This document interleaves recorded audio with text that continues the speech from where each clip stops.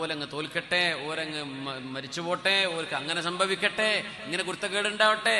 ഇതൊന്നും ഒരു മുഅ്മിന് ചിന്തിക്കാൻ കഴിയില്ല. എന്തുകൊണ്ട് കഴിയില്ല? അദ്ദീനു അന്നസ്വീഹ.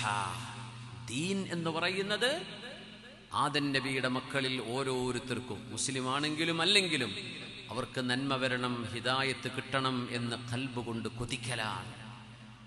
അത് നമുക്ക് എത്ര കണ്ടുണ്ട്, എത്ര കണ്ട് നമ്മളുടെ കീശയിൽ നിന്ന് ചാടിപ്പോയിട്ടുണ്ട് എന്ന് നമ്മളൊക്കെ ഒന്ന് ആലോചിച്ച് നോക്കുക. നമ്മുടെ കയ്യിൽ നിന്ന് എത്ര ഇത് കൊഴിഞ്ഞു പോയിട്ടുണ്ട്. അദ്ദീനു അന്നസ്വീഹ. അല്ലാഹുവേ നീ നന്നാക്കണേ, ഞാനാണോ ശരി അവരാണോ ശരി. അൻത തഹ്കുമു ബൈന ഇബാദിക ഫീമാ കാനൂ ഫീഹി യഖ്തലിഫൂൻ. അല്ലാഹുവാണ് തീരുമാനം എടുക്കേണ്ട ആള്. ഞാനോ ശരി നിങ്ങളോ ശരി.